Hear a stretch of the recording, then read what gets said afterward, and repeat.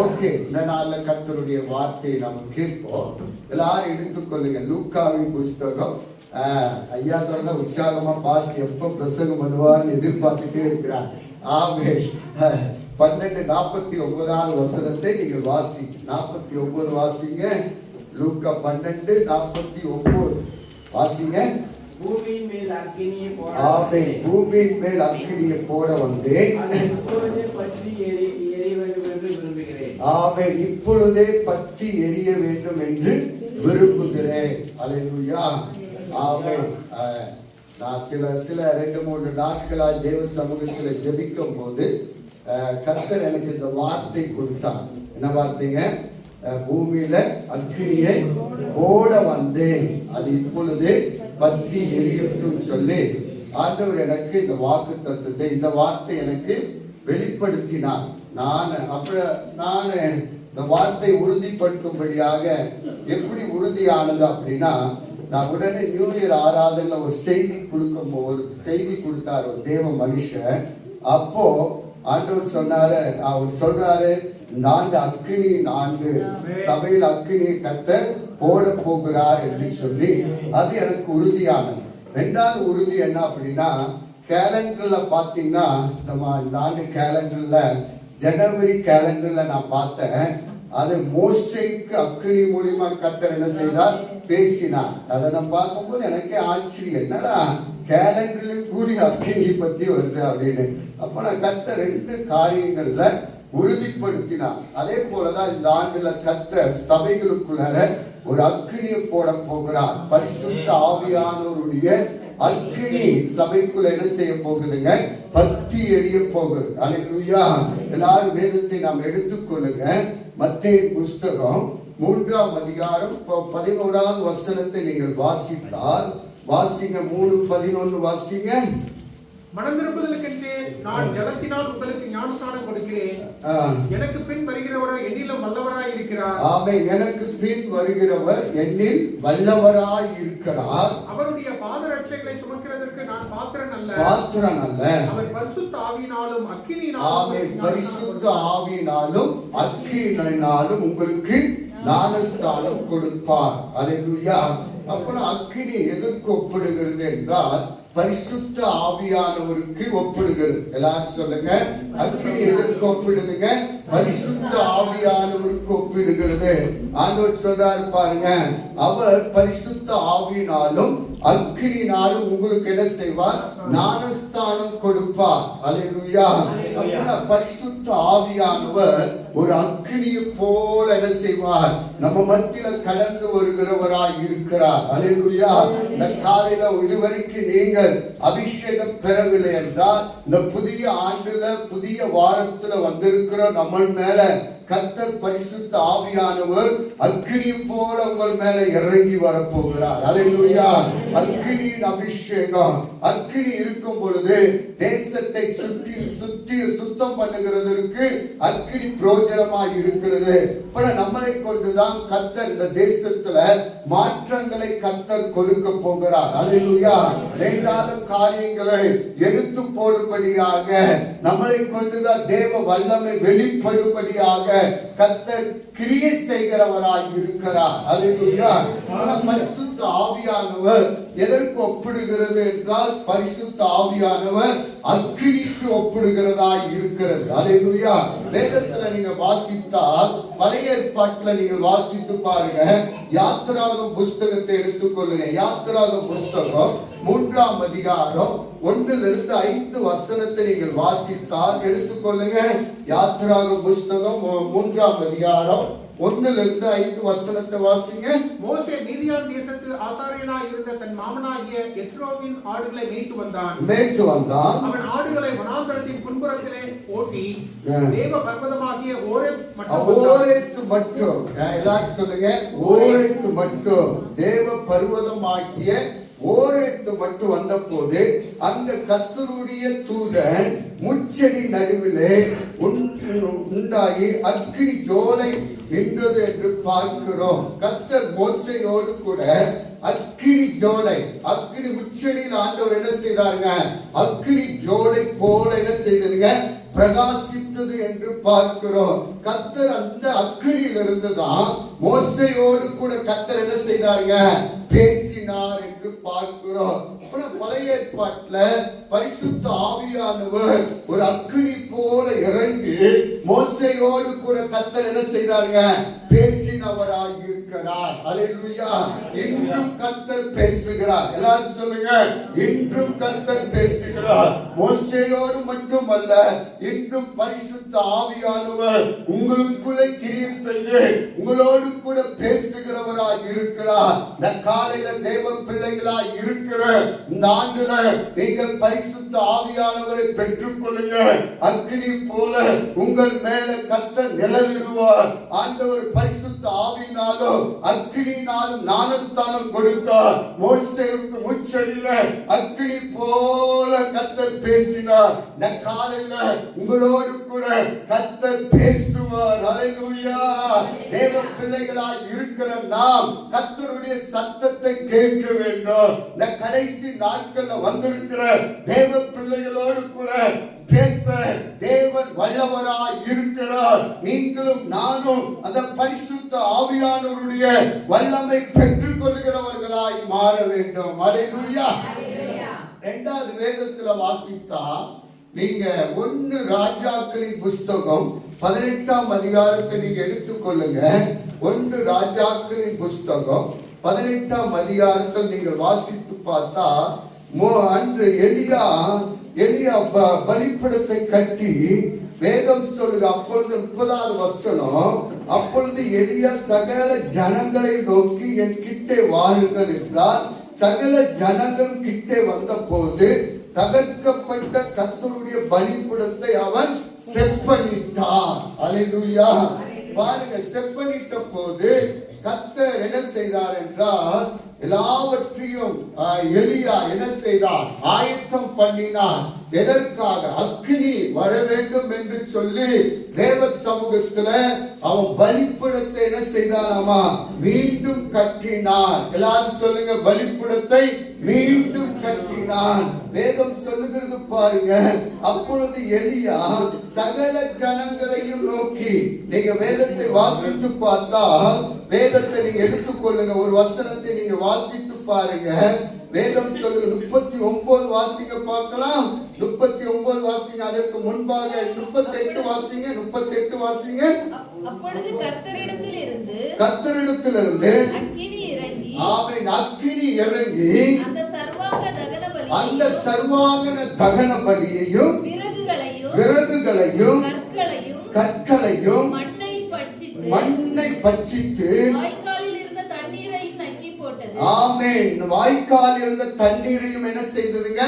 நக்கி போட்டது. அப்பனா தேவ சமூகத்துல தேவ பிள்ளைகளாய் இருக்கிற உங்கள் மேல கர்த்தருடைய ஆவியானவர் எதை போல வருவாருங்க? அக்கினியை போல. பரிசுத்த ஆவியானவர் அக்கினியை போல. நீங்க கேட்கணும், ஆண்டவரே என் மேல உம்முடைய அக்கினியை போடுங்கள் என்று கேட்கணும். ஆண்டவர் சொன்னார் பாருங்க, பூமியின் மேல அக்கினியை போட வந்தேன் என்று சொன்னார். இந்த காலையில அந்த அக்கினி உங்கள் மேல கர்த்தர் போடுகிறவராய் இருக்கிறார். அல்லேலூயா. பாருங்க, 430 பாகால் தீர்க்கதரிசிகளுக்கு 450 பாகால் தீர்க்கதரிசிகளுக்கு முன்பாக எலியா பலிபீடத்தை ஆயத்தம் பண்ணி தேவ சமூகத்தை நோக்கி என்ன செய்தான்? கூப்பிட்டான், ஜெபம் செய்தான். ஆண்டவரே கேட்டருளும் என்று சொல்லி தேவ சமூகத்தை நோக்கி கூப்பிட்ட போது அந்த அக்கினி என்ன செய்ததுங்க? வானத்திலிருந்து இறங்கி அந்த பலிபீடத்தை பட்சித்து போட்டது. அல்லேலூயா. அங்கே கர்த்தருடைய வல்லமையை வெளிப்பட்டது என்று பார்க்கிறோம். இந்த காலையில நான் உங்களுக்கு சொல்லட்டும், இந்த தேசத்துல கர்த்தருடைய வல்லமை வெளிப்பட வேண்டும். நீங்க எல்லாம் யாரும் ஒன்று சொல்ல மாட்டீங்க.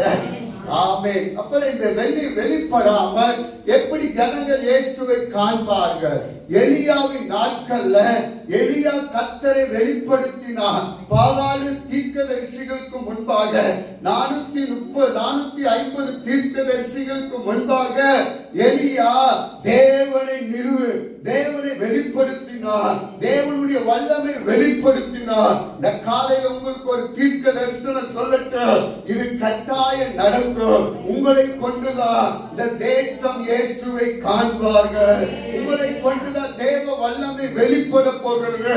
தேவ பிள்ளைகளாய் இருக்கிற நான் உங்களுக்கு ஒரு தீர்க்க தரிசன வார்த்தை சொல்லட்டும். 2026 ஐபிஏ பெத்தேல் விசுவாசிகளை கொண்டுதான் கர்த்தர் தேவனுடைய வல்லமையை கர்த்தர் வெளிப்படுத்த போகிறார்.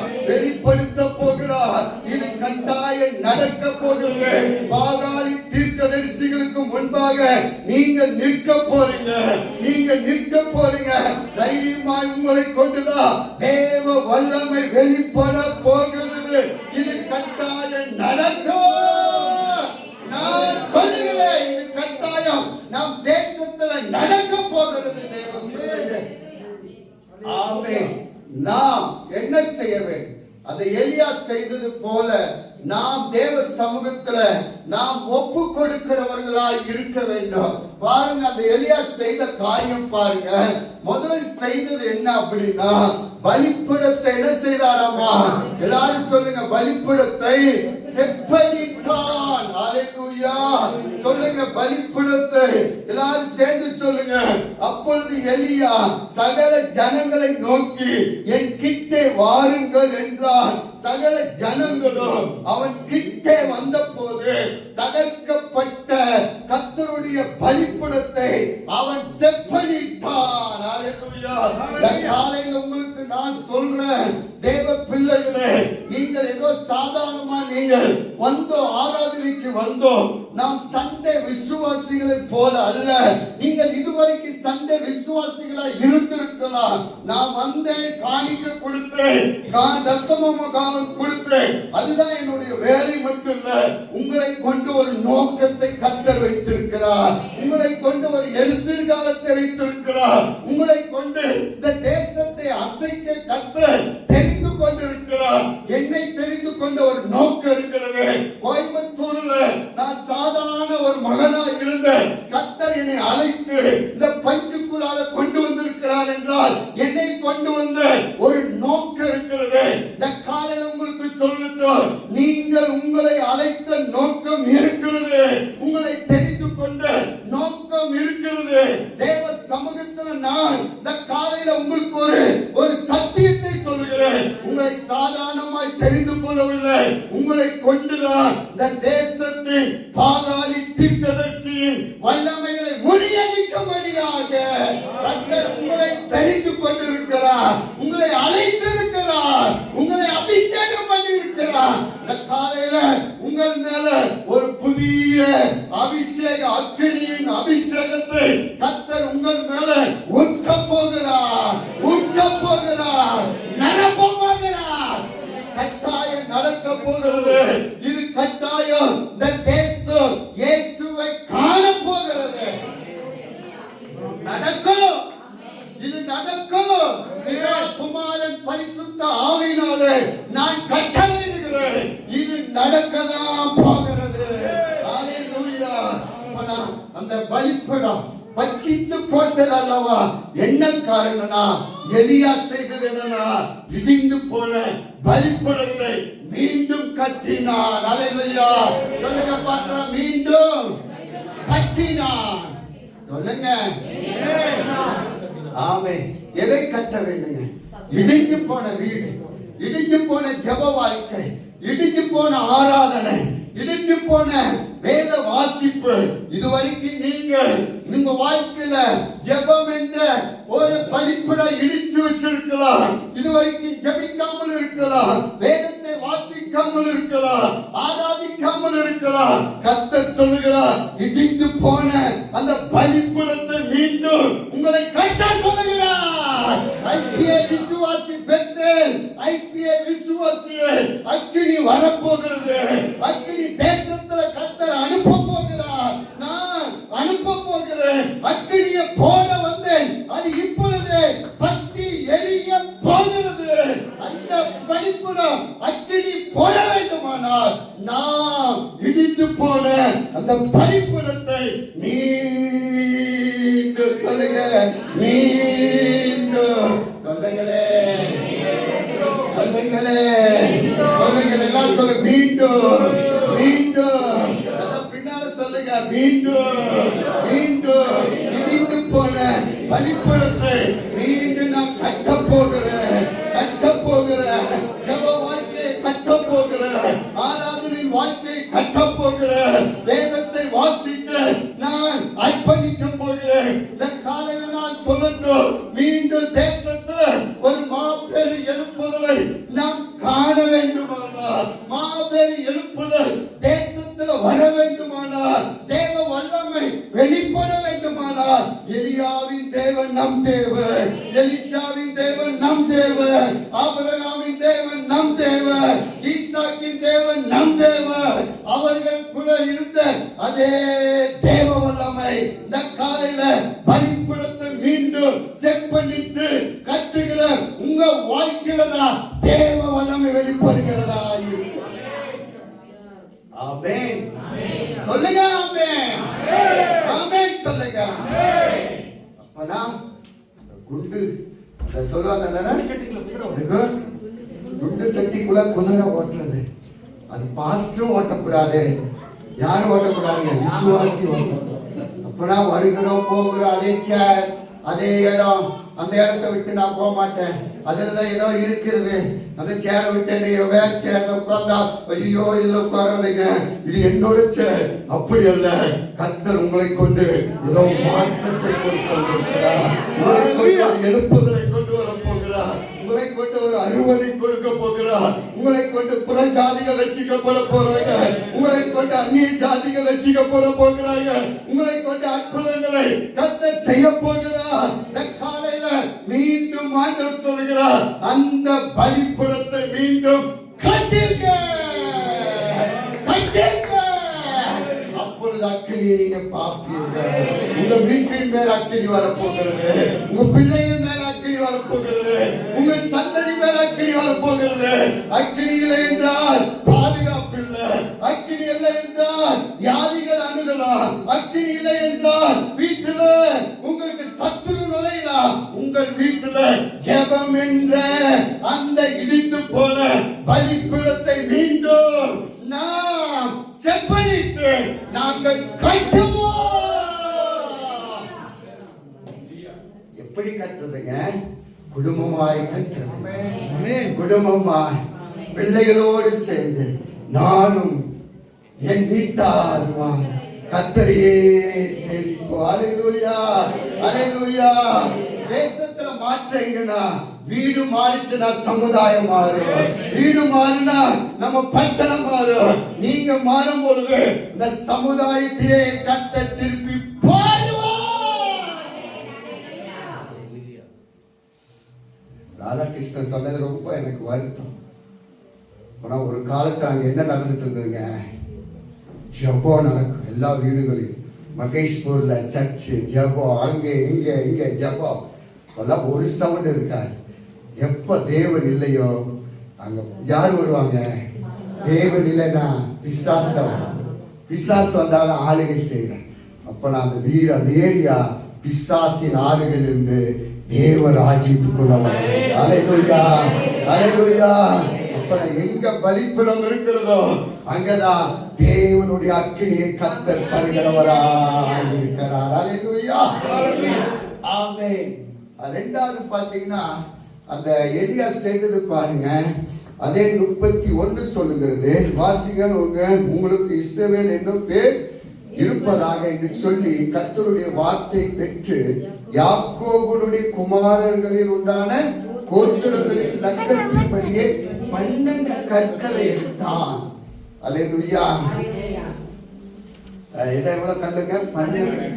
12 கோத்திரத்துக்கும் 12 கல்களை வைத்தான். இது எதை காட்டுகிறது என்றால் ஒரு மனத்தை காட்டுகிறது. சொல்லுங்க பார்க்கலாம், ஒரு மனம், ஐக்கியத்தை காட்டுகிறது. அப்ப எங்க ஐக்கியம் இருக்கிறதோ அங்கதான் தேவனுடைய அபிஷேகம் இருக்கு. சொல்ல மாட்டீங்க? அப்புறம் சபைக்குள்ள என்ன இருக்கணுங்க? குடும்பத்துக்குள்ளார புருஷன் மனைவி பிள்ளைகளுக்குள்ள என்ன இருக்கணுங்க? ஐக்கியம் இருக்கும். பாருங்க, ஆதி சபையில எல்லாரும் ஒருமனப்பட்டு ஒன்று சேர்ந்து கர்த்தர் என்ன செய்தாங்க? ஆராதித்தார்கள். அல்லேலூயா. பாருங்க, நீங்க அந்த வசனத்தை வாதிங்க. அப்போஸ்தலர் புத்தகம் 2ஆம் அதிகாரம் 42 நினைக்கிற வாசிங்க. 42. எல்லாரும் ரட்சிக்கப்பட்டு அனுதினமும் வீடுதோறும் கூடி என்ன செய்தார்கள்? அப்பம் பிட்டார்கள், ஒருமனப்பட்டார்கள். அந்த வசனத்தை வாசிங்க. ஒருமனப்பட்டவர்களாய் தேவாலயத்திலே அனுதினமும் தரித்திருந்து வீடுகள் தோறும் அப்பம் பிட்டு மகிழ்ச்சியோடு பாருங்க, இதை நோட் பண்ணுங்க. என்ன இல்லைங்க? என்ன இல்லைங்க? பக்கத்துல பார்த்து சொல்லுங்க, உங்களுக்கு கபடம் இருக்கான்னு கேளுங்க. உங்களுக்கு எந்த இருதயம் கேளுங்க. என்ன இருதயம்? பைபிள்ல ஒருத்தர் கபடம் இல்லாத இஸ்ரவேல் சொன்னார். யாருங்க? கபடம் இல்லாத இஸ்ரவேல் சொன்னார் ஆண்டவர் பார்த்து. நாத்தான். நாத்தான வேலை ஆண்டவர் சொல்றார், கபடம் இல்லாத. ஆமே. அப்ப ரெண்டாவது, நம்ம இறுதி எப்படி இருக்கணுங்க? இல்ல, ஒரே இறுதி, ஒரே சரீரம், ஒரே மனம், ஒரே எண்ணம், ஒரே சிந்தனை. அப்ப சபை கிறிஸ்துவின் சரீரமாய் இருக்கும். ஒரு அவை துன்பப்பட்டால் மற்ற அவைகளுக்கு என்ன வருங்க? துன்பம். அப்பனா அதுதான் சபை. அப்பனா சபைக்குள்ள என்ன இருக்கணுங்க? சொல்ல மாட்டேங்க. ஒரு மனம் இருந்தா நறுமணம் இருக்குமா? என்ன இருக்கீங்க? ஒரு மனம் இல்லைன்னா நறுமணம்.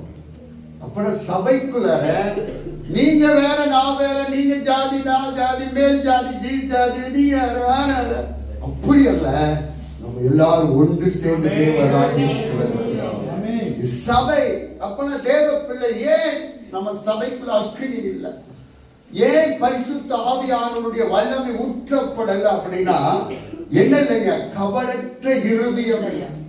அப்பனா நான் மற்ற எல்லாத்தோடு கூட எப்படி இருக்கணுங்க? சொல்லுங்க, கபடற்றவனா எல்லாத்தையும் நேசிக்கும். அதே போல சபை எல்லாரையும் என்ன செய்யணுங்க? ஒரு துன்பப்பட்டால் நாம் சரீரம் முழுவதும் என்ன செய்ய? துன்பப்பட. அதனால ஒருவருக்கு ஒருவர் ஒரு மனத்தை, ஒரு மனம் இருந்தாதான் சபையில ஆசீர்வாதங்கள், நன்மைகளை கற்றுத் தருவார். அல்லேலூயா. நீங்க கசப்போடு தேவ சமூகத்தில் நீங்கள் ஆராதிக்க முடியாது. நீ யாரோடு கூட கசப்பு இருக்க கூடாது, வெறுப்பு இருக்க கூடாது. அப்படி யாராச்சும் கசப்போடு இருந்தா நீங்க ஹலோ மன்னிச்சிருங்க, 2 வார்த்தை தான், மன்னிச்சிருங்க, சாரி, உன்னை அப்படி நாம செய்ய மாட்டோம் அப்படி சொல்லி நாம் கபடற்ற இருதயமாய் இருக்க வேண்டும். அல்லேலூயா, அல்லேலூயா. கர்த்தர் அதை எதிர்பார்க்கிறார். மேல் வீட்டு அறையில 120 பேர் கூடின போது அவர்களுக்குள்ள இருந்தது ஒரு மனம் இருந்தது. ஒரே இருதயமாய் கர்த்தரை நோக்கி பார்த்தார்கள். பரிசுத்த ஆவியானவர் ஊற்றப்பட்டார். இந்த காலையில நான் உங்களுக்கு சொல்லட்டும், அருமையான சகோதரி, அருமையான சகோதரா, உங்க ஆசீர்வாத தடைப்படும். நீங்கள் ஒரு மனம் இல்லைன்னா நீங்கள் ஒரே கபடற்ற இருதயம் உள்ளவர்களாய் இருக்க வேண்டும். நீங்கள் கபடோடு இருந்தீங்கன்னா ஆசீர்வாதம் பெற்றுக்கொள்ள முடியாது, நன்மை பெற்றுக்கொள்ள முடியாது, உயர்வு இருக்காது. இந்த காலையில நீங்க சபை எல்லாரும் ஒன்று சேர்ந்து தேவ ராஜ்யத்தை கட்டுகிறவர்களால் மாற வேண்டும். தாவீது, ஈசாய் வீட்டுல யார் போனாங்க? சவுல் போனார், சாமுவேல் போனார், தைல கொம்போடு போனார். போய் ஈசாயின் பிள்ளைகள் எல்லாரும் ஈசாய் கூப்பிட்டார். ஆனா தாவீது என்ன செய்தாருங்க? தாவீதை விட்டு விட்டார், தாவீதை தள்ளி விட்டார். பாருங்க, தகப்பனுக்கே பிள்ளை என்ன செய்றாங்க? பிள்ளை ஒதுக்கினார்.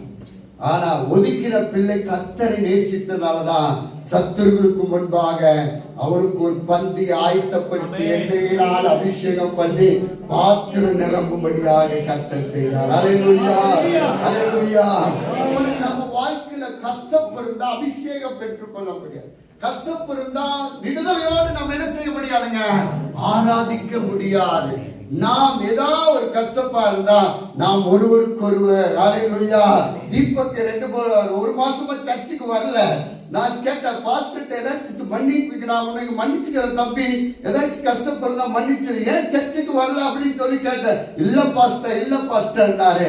இப்ப நான் ஏதாவது பெரியவங்களா இருந்தாலும் சின்னவங்களா இருந்தாலும் நாம் ஒருவருக்கு ஒருவர் என்ன செய்யணுங்க, அன்பு கூறணும், ஒருவருக்கு ஒருவர் நேசிக்கணும், ஒருவருக்கு ஒருவர் தாங்கணும், ஒருவருக்காக ஒருவர் ஜெபிக்கணும், ஒருவருக்காக ஒருவர் நாம் தாங்கும் பொழுதுதான் கர்த்தருடைய ஆவியானவர் அக்கினி போல இறங்கி வருகிறவராய் இருக்கிறார். அல்லேலூயா. இந்த காலையில நாம் குடும்பங்களுக்குள்ள ஒரே மனது ஒரே இருதயத்தோட, நிறைய குடும்பத்துல வேறுபாடு, புருஷன் மனைவிக்குள்ள வேறுபாடு, பிள்ளைகளுக்குள்ள வேறுபாடு. ஒரு குடும்பம் என்றால் இருதயம் ஒரே இருதயமா இருக்கணும், ஒரே எண்ணமா இருக்கணும், ஒரே சுபாவமா இருக்கணும். எது செய்தாலும் ஒரு தலைவர் செய்தால் மனைவியிடத்துல கேட்கணும், மனைவி ஏதாச்சும் செய்தால் தலைவரிடத்துல கேட்கணும். இதெல்லாம் பாஸ்ட் இன்னைக்கு தீர்க்க தரிசனமா சொல்றேன். நீங்க வந்து ஏதோ என்னைக்குதான் பாஸ்ட் குத்திட்டு இருக்கிறான்னு சொல்லாரு, அந்த எண்ணமே எனக்கு இல்லை. இதெல்லாம் பாருங்க, ஏதோ குடும்பம் ஒரு ஆசீர்வாதம். நாம் தேவனை ஆராதிக்கிறோம், தேவ பிள்ளைகள், ஆசீர்வதிக்கப்பட்ட பிள்ளைகள். ஏன் நம்ம வீட்டுல ஆசீர்வாதம் இல்ல, நன்மைகள் இல்லை அப்படின்னா ஒருவருக்கு ஒருவர் என்ன இல்லைங்க, ஏன் ஒருமனம் இல்ல, ஒருமனம் இல்ல. அதனாலதான் குடும்பத்துல என்ன இல்லைங்க, உயர்வு இல்ல, மேன்மை இல்ல, தேவனுடைய பிரசன்னம் இல்ல, தேவனுடைய மகத்துவம் இல்ல. இந்த காலையில உங்களுக்கு சொல்லட்டும், ஐபிஏ பெத்தேல் ஐபிஏ விசுவாசிகள் குடும்பத்துல ஒரே எண்ணம், ஒரே இருதயம், ஒரே சுபாவம், ஒரே அன்பு ஊற்றப்பட வேண்டும். அப்பொழுது தேவனுடைய அக்கினி உங்கள் பிள்ளைகள் மேல, உங்கள் மேல நிறைவாய் இறங்கி வருகிறதா. ஆமென். ஆனா மனைவி உங்களுக்கு கொடுத்தது என்னவா இருக்குங்க, சொத்து. அதே போல கணவர் உங்களுக்கு கொடுத்த சொத்து, பிள்ளைகள் உங்களுக்கு கொடுத்த சொத்து.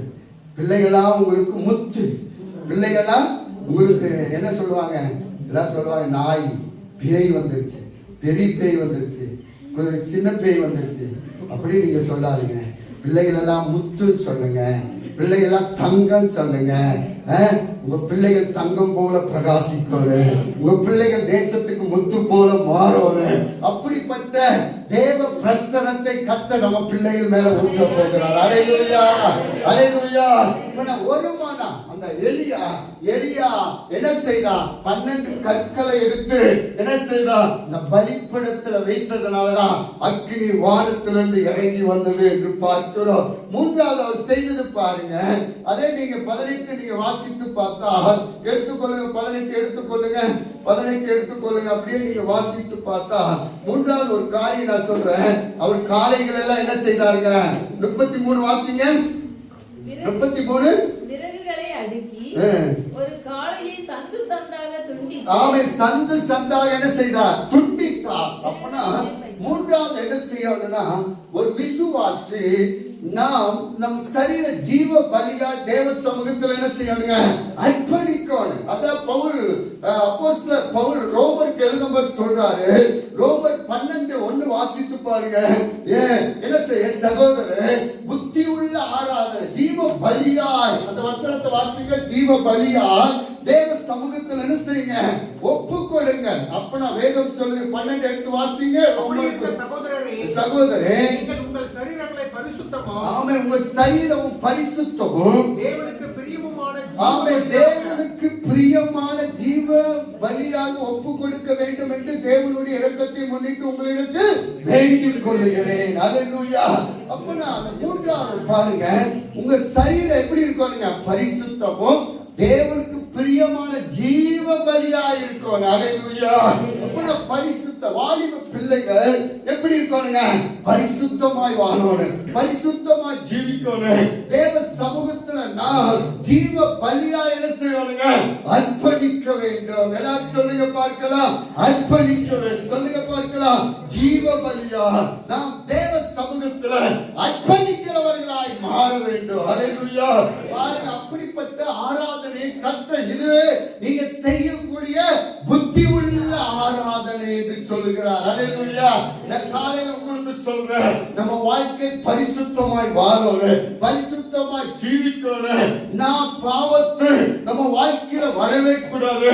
நாம் ஆராதிக்கிற தேவன் பரிசுத்தராய் இருக்கிறார். அவர் பரிசுத்தராய் இருக்கிறது போல நாம் பரிசுத்தராய் கர்த்தரை நாம் ஆராதிக்க வேண்டும். நான் காலையில தேவ பிள்ளைகளே, நீங்கள் தேவ சமூகத்துல பரிசுத்தத்தோடு ஜீவ பலியாய் தேவ சமூகத்துல எப்படி இருக்கணுங்க? அர்ப்பணிக்கிறவர்களாய் மாற வேண்டும். அப்ப நேரத்தோடு நீங்க வரது இல்லைங்க, என்ன ஜீவ பலியா நீங்க தேவ சமூகத்துல அர்ப்பணிக்க. அதான் சொல்றாரு, இதுதான் நீங்க செய்கிற புத்தி உள்ள ஆராதனை. ஹல்லேலூயா. எல்லாம் சொல்லுங்க, இதுதான் நீங்க செய்கிற புத்தி உள்ள ஆராதனை. அப்ப ஆண்டவர் நம்ம இடத்துல பரிசுத்தமும் ஜீவ பலியாய் நாம் ஒப்பு கொடுக்கிறவர்களாய் மாற வேண்டும். மூன்றாவது பாருங்க, மூணாவது எலியா செய்தது. நாலாவது ஒன்று சொல்ற பாருங்க, அவர் சொல்றாரு பாருங்க, அந்த வசனத்துல சொல்றாரு, அக்கினிக்கு முன்னால சொல்றாரு பாருங்க, அவர் யாக்கோபின் தேவன் சொல்றாரு பாருங்க. வேதத்தை நீங்க வாசிங்க, 36 சொல்லுகிறது, அந்த பலி செலுத்தும் நேரத்தில் தீர்க்கதரிசியாகிய எலியா வந்து ஆபிரகாம், ஈசாக்கு, யாக்கோபின் தேவனாய் கர்த்தாவே இஸ்ரவேலின் தேவன் என்று நான் உம்முடைய ஊழியக்காரன் என்று நான் இந்த காரியங்கள் எல்லாம் உம்முடைய வார்த்தையின்படியே செய்தேன் என்று சொல்லி இன்றைக்கு விளங்க பண்ண. ஹல்லேலூயா. அப்ப யாரை கூப்பிடுறாருங்க? ஆபிரகாமின் தேவனே, ஈசாக்கின் தேவனே, யாக்கோபின் தேவன். ஹல்லேலூயா. நம் தேவன் சர்வ வல்லமை உள்ள தேவன். எல்லாரும் சொல்லுங்க, சர்வ வல்லமை உள்ள தேவன். சொல்லுங்க, சர்வ வல்லமை உள்ள தேவன், மகத்துவம் உள்ள தேவன், பெரிய தேவன், உன்னதமான தேவன். காலையில எலியா ஜெபித்த போது ஆண்டவரே ஆபிரகாமின், ஈசாக்கு, யாக்கோபின் தேவனே என்று கூப்பிட்ட போது வானத்திலிருந்து அக்கினி இறங்கி வந்தது போல இந்த காலையில உங்களுக்கு நான் சொல்லட்டும், தேவ பிள்ளைகளா இருக்கிற நாம் தேவன் உயர்ந்தவர், எல்லா நாமத்திற்கும் மேலான நாமம், எல்லா முழங்கால்களும் முழங்குற நாமம் இந்த காலையில இயேசுவின் நாமம். நீங்கள் சொல்ல சொல்ல சொல்ல அற்புதங்கள் நடக்கும், அதிசயங்கள் நடக்கும். யெகோவா ராஃபா என்ற நாமம், யெகோவா நிசி என்ற நாமம், அற்புதங்களை செய்கிற நாமத்தை நாம் உயர்த்துகிறவர்களாய் மாற வேண்டும். சொன்ன போதுதான் அக்கினி வானத்திலிருந்து இறங்கி வந்ததாய். எல்லாரும் கரங்களை தட்டி ஆண்டவருக்கு நன்றி சொல்லுவோமா? நன்றி சொல்லுவோமா? நல்ல கரங்களை தட்டி அக்கினி வந்த போது அந்த பலிபீடத்தை ரட்சித்து போட்டது. ஹல்லேலூயா. அந்த அக்கினி நாம் அபிஷேகத்தை பெற்றுக்கொள்ள வேண்டும். ஏன் பெற்றுக்கொள்ள வேண்டும் என்று சில காரியங்களை சொன்னேன். அது பெற்றுக்கொண்டா நம்மளுக்குள்ள என்ன நன்மைகளை சொன்னால் லேட்டாய் நான் சீக்கிரமாய் சொல்லுகிறேன். முதல் நன்மை என்ன அப்படின்னா, இந்த ஆதி சபையில எல்லாரும் ஒருமனப்பட்டாங்க. அதற்கு முன்னால் என்ன செஞ்சாங்க? அவர்கள் எல்லாம் சிதறி போனவர்கள், நம்பிக்கை இல்லாம இருந்தாங்க. ஏசப்பா அந்த வாக்குத்தத்தம் சொன்னாரு, நீங்க எருசலேமிலே போய் என்ன செய்யுங்க? காத்திருங்கன்னு சொன்னாரு. அவர்கள் போய் சீசர்கள் நம்பிக்கை இல்லாத ஒரு வாழ்க்கை, நம்பிக்கை அற்று இருந்தார்கள், பின்மாற்றத்தில் இருந்தாங்க. சீசர்கள் எல்லாம் என்ன செஞ்சுட்டாங்க? பின்மாறி போயிட்டாங்க. அந்த வாக்கு தத்தத்தை நினைத்து எருசலேமில போய் காத்திருந்தாங்க. ஹல்லேலூயா. சொல்லுங்க, காத்திருந்தாங்க. அப்புறம் எப்ப நீங்க நம்பிக்கை இல்லாத வாழ்க்கையை நம்பிக்கை உள்ள வாழ்க்கையா மாற நீங்க தேவ சமூகத்துல நீங்க ஜெபிக்கும் போதுதான் கர்த்தருடைய ஆவியானவர் உங்கள் மேல வருகிறவராக இருக்கிறார். ஹல்லேலூயா. அவர்கள் நம்பிக்கையற்று இருந்தார்கள். தேவ சமூகத்துல அவர்கள் எருசலேமில் மேல் வீட்டறையில கூடி ஜெபித்தார்கள். 10 நாட்கள் தேவ சமூகத்துல ஜெபித்த போதுதான் பரிசுத்த ஆவியானவர் அவர்கள் மேல நிழலிட்டார். பரிசுத்த ஆவியானவர் அவர்களை தொட்டார் என்று பார்க்கிறோம். அவர்களுக்கு நம்பிக்கையற்ற வாழ்க்கையை நம்பிக்கை உள்ளவராய் கர்த்தர் மாற்றினார். அல்லேலூயா. இந்த காலையில உங்களுக்கு ஒரு நம்பிக்கை இல்லாத வாழ்க்கை இருக்கு.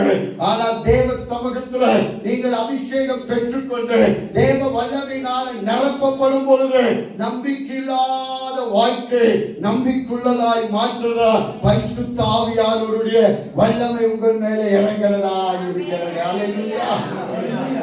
ஆமென். இரண்டாவது வேதத்தை நீங்க வாசித்தீங்கன்னா நீங்க பாருங்க, வீட்டுல போய் நான் சொல்றேன்.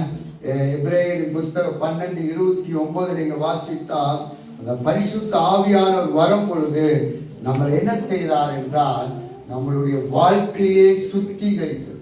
என்ன செய்கிறாராமா? சுத்திகரிக்கிறார். அப்பனா அந்த அக்கினி வேண்டாத காரியங்கள் எல்லாம் என்ன செய்யுங்க சொல்லுங்க, சுட்டு இருக்கும். அப்பனா நம்மளுக்கு வேண்டாத காரியங்கள் எல்லாம் அந்த பரிசுத்த ஆவியானவர் என்ன செய்வாராமா சொல்லுங்க, எடுத்து போடுவார், பட்சித்து போடுவார். வேண்டாத காரியம். அதான் பவுல் சொல்றாரு, ரட்சிக்கப்பட்டு ஞானஸ்தானம் எடுத்தோட சொல்றாரு, நான் சிலுவையில் அறையப்பட்டேன், இனி நான் அல்ல கிறிஸ்து எனக்குள் ஜீவிக்கிறார். அல்லேலூயா. அப்ப வேண்டாத காரியங்களை பட்சித்து போட பரிசுத்த ஆவியானவருடைய அக்கினி தேவை. அல்லேலூயா. நம்ம சுபாவம் மாற, நம்மளுடைய சுபாவம் கிறிஸ்துவை போல மாற, நம்ம சுபாவம் இயேசுவை போல மாற. இன்னும் அநேக சுபாவம் மாறல, உன்னி சாகல, உன்னை என்ன இல்லைங்க சாகல, உன்னி புதிய பழைய மனுஷன் என்ன இல்லைங்க சிலுவையில் அறையப்படல, உன்னி சாகல. ஏன் என்ன காரணம்னா அந்த பரிசுத்த ஆவியானவர் அக்கினி போல உங்கள் வாழ்க்கையில வரும் பொழுதா வேண்டாத காரியங்களை எல்லாம் சுத்திகரிக்கிறவராக இருக்கிறார். அல்லேலூயா. அவர் பாருங்க, அவர் தமஸ்குல அநேக கிறிஸ்துவர்களை துன்பப்படுத்தினவர். எப்ப அந்த தமஸ்குல பரிசுத்த அக்கினி அவர் மேல இறங்கினதோ அப்பொழுதே அவர் வாழ்க்கை மாறினது, சுபாவம் மாறினது. இந்த காலையில நீங்கள் சொல்லுங்க, இந்த ஆண்டில் என்னுடைய சுபாவம் மாறுவதாக. சொல்லுங்க, சுபாவம் மாறட்டும், என் பேச்சு மாறட்டும், என் சிந்தை மாறட்டும். ஆண்டவரே, நான் பழைய வாழ்க்கை போல அல்ல, நான் கிறிஸ்துவுக்குள் இருக்கிறேன். பவுல் சொல்லுகிறது போல நான் சிலுவையில் அறையப்பட்டு இனி நான் அல்ல கிறிஸ்து எனக்குள் என்ன செய்கிறார் ஜீவிக்கிறார். கிறிஸ்து எனக்குள்ள ஜீவிக்கிறார். பழைய மனுஷன் அல்ல, என்னை கர்த்தர் புதிதாக்கினார். நான் புதிய மனுஷனா. ஆமென். அப்பனா அந்த கிறிஸ்து உங்களுக்குள் வரும் பொழுதுதான் சுபாவமே மாறும். சொல்லுங்க, நீங்க சுபாவம் மாறல அப்படின்னா நீ ஜனங்க என்ன செய்ய மாட்டாங்க, மாற மாட்டாங்க. நம்ம சர்ச்சுக்கு உன்னி அப்படியே இருந்தா அப்படின்னா நம்ம யாரும் இல்ல, நம்மளுக்குள்ளார யாரும் இல்லைங்க, கிறிஸ்து இல்ல. சொல்லுங்க, நாம் பழைய மனுஷன் என்ன செய்யணுங்க. ஆமா, ஒருத்தர் வயசானவர் ஞானஸ்தானம் எடுக்க வந்தார். எடுக்க வரும்போது அவர் பொயிலையோடு எடுத்துட்டார். தண்ணீரை முக்கி எடுத்தோடனே பொயில மதங்கிச்சான் பேக்கெட். உடனே பாஸ்டே ஆச்சு, என்னையா பொயிலோட நீ ஞானஸ்தானம் எடுத்த. உடனே அந்த பாஸ்டர்கிட்ட சொன்னாராம் அந்த தாத்தா, இந்த பொயில பாக்கெட்டு இந்த தண்ணியோட மறைந்து போகட்டும், இதோட சாகட்டும், என் வாழ்க்கை புதிதாயிடுச்சு. அல்லேலூயா. அம்மாட்ட நான் கேட்டம்மா, இத்தனை வருஷமா நீங்க சர்ச்சுக்கு வரீங்க, ஏமா உன்னி அந்த பொயில போட்டுட்டே இருக்கீங்கன்னா, அது போட்டாதான் எனக்கு சுருன்னு ஏறுது பாஸ்டர். பாஸ்டர் நீங்க சரியில்லை பாஸ்டர் அப்படின்னு அந்த அம்மா சொல்லுது. நீங்க சரியில்லை பாஸ்டர். அந்த பாஸ்டர் சொல்றாரு, நீ பொயில கொஞ்சம் நல்லா போடு, அப்பதான் நீ ஸ்ட்ராங்கா இருப்ப. ஸ்ட்ராங் பொயில் இல்லைங்க, பரிசுத்த ஆவி. பலன் பொயில் இல்லைங்க, சாராயத்தில் இல்ல, பீடியில் இல்ல. உன்னி அநேக பேர் பொயில போட்டுக்கொண்டு வெத்தலை போட்டுக்கொண்டு இன்னும் திருவிருந்து எடுத்துக்கொண்டு நாம் அப்படி வாழக்கூடாது. நாம் மனுஷன், பழைய மனுஷன் சாகோடு, அவன் மரித்து போகோடு, அவன் உயிரோடு எழுந்திருக்கூடாது. நான் புதிதாயிட்டேன். ஹalleluya. இன்னும் நிறைய பேர் சண்டை வந்தா நீங்க எப்போ பூனையா இருக்கீங்க, ஆனா சர்ச்சில் வீட்டில் போனா சிங்கமா மாறி. நீங்க நல்லா இங்க பார்க்கும்போது உங்களை பார்த்தா இவங்களை போல யாரும் சரி நீங்க பார்க்கலாம், தேவ தூதர்களை போல இருக்கிறாங்க. சர்ச்சில் வந்தா என்ன செய்தாங்க, தேவ தூதர்களை போல. ஆனா வீட்டில் போனா பிசாசு தூதர்களை போல எப்படி மாறாங்களே. ஆனா நாம் வீட்டில் சபையில் ஒரே மாதிரி நாம் கர்த்தருடைய தூதர்களை போல இருக்கிறோம். நாம் பணிவிடை தூதர்கள். நாம் கிறிஸ்துவின் சுபாவம். இந்த 2006ல 2026ல சொல்லும், ஆண்டவர் உம்முடைய சுபாவம் வரணும், உம்முடைய வாழ்க்கை உம்முடைய என்னுடைய கிறிஸ்துவின் சுபாவம் எனக்குள் வரட்டும். பவுல் சொல்லுகிறது போல, நான் கிறிஸ்துவை பின்பற்றுகிறது போல நீங்கள் என்னை பின்பற்றுங்க. இப்ப நான் உங்களை பின்பற்றணுங்க. கிறிஸ்துவை நம்ம பார்க்க முடியாது, கிறிஸ்து நம்மளுக்குள் இருக்கிறதுனால கிறிஸ்துவை என்னை கொண்டு பார்க்கட்டும். நான் கிறிஸ்துவை போல இருக்கிறேன். ஹல்லேலூயா. நம்மளை கொண்டுதான் ஜனங்கள் மாற்றம் உண்டு. ஜனங்களுக்குள்ள ஒரு மாற்றத்தை கர்த்தர் தருகிறவராய் இருக்கிறார். ஹல்லேலூயா. வேண்டாத காரியங்கள் என்ன செய்யுங்க, சுத்திகரிக்கிறது. மூன்றாவது பாருங்க, அந்த அக்கினி இயற்கைக்கு அப்பாற்பட்ட காரியங்களை செய்கிறது. ஹல்லேலூயா. யார் அந்த அக்கினிட்ட போய் யாரும் என்ன செய்ய முடியாதுங்க, தொட முடியாது. அக்கினி என்ன செய்ய முடியாதுங்க, அடுப்பு எரியுது கை உள்ளாங்களா சுட்டுக்கும். அப்ப பரிசுத்த ஆவியானவருடைய அக்கினி இருந்தா உங்களை கொண்டுதான் இயற்கைக்கு அப்பாற்பட்ட அற்புதங்களை கர்த்தர் செய்ய போகிறார். யாருமே ஒண்ணுமே சொல்லலாம். இயற்கைக்கு அப்பாற்பட்ட அற்புதம். ஏதுரினால் அற்புதம் நடந்தது, நிழலினால் அற்புதம் நடந்தது, பவுலின் உருமாலினால் அற்புதம் நடந்தது. உங்களை கொண்டுதான் கர்த்தர் பலத்த அற்புதங்களை கர்த்தர் செய்ய போகிறார். ஹல்லேலூயா. இயற்கைக்கு அப்பாற்பட்ட அற்புதம். நாலாவது என்ன அப்படின்னா, அந்த அக்கினி அநேகருக்கு வெளிச்சத்தை கொண்டு வருகிறார். ஹல்லேலூயா. சொல்லுங்க, அக்கினி அநேகருக்கு வெளிச்சத்தை. அப்புறம் நீங்க தான் வெளிச்சத்தை கொடுக்கணும். வேதம் சொல்லுகிறது, எழுந்து பிரகாசி, உன்மேல் கர்த்தருடைய ஒளி வந்தது. அதனுடைய காரில் ஜனங்களை மூடும், ஆனா கர்த்தர் உன்மேல் உதிப்பார். உன்னை தேடி ராஜாக்கள் வருவாங்க, அதிகாரிகள் வருவார்கள். இந்த காலையில சொல்லட்டும், ஆண்டவரே எங்களை தேடி ஜனங்கள் வரணும். எனக்குள்ள இருக்கிற தேவ வல்லமை தேடி ஜனங்கள் வரணும். எனக்குள்ள இருந்து தேவ வல்லமை வெளிப்பட வேண்டும். நீங்கள் ஒவ்வொருத்தரும் தேவ ராஜ்யத்தை கட்டுகிறவர்களாக. ஹல்லேலூயா. ஹல்லேலூயா. உதிக்கிற உன்னிடத்துல ராஜாக்கள் வருவார்கள். சொல்லுங்க, ராஜாக்கள் வருவார்கள், அதிகாரிகள் வருவார்கள், ஜாதிகள் வருவார்கள். நான் விசுவாசிக்கிறேன், சபை இப்படியே இருக்க போகிறது. அநேக ராஜாக்களை கொண்டு வருவார், அநேக ஜனங்களை கொண்டு வருவார். உதிக்கிற இந்த ஆலயத்தை தேடி ஜனங்கள் வருவார்கள். கர்த்தர் ஒரு பெரிய எழுப்புதலை கர்த்தர் தரப்போகிறார். எல்லாரும் என்று சொல்லுவோம். நன்றி அப்பா.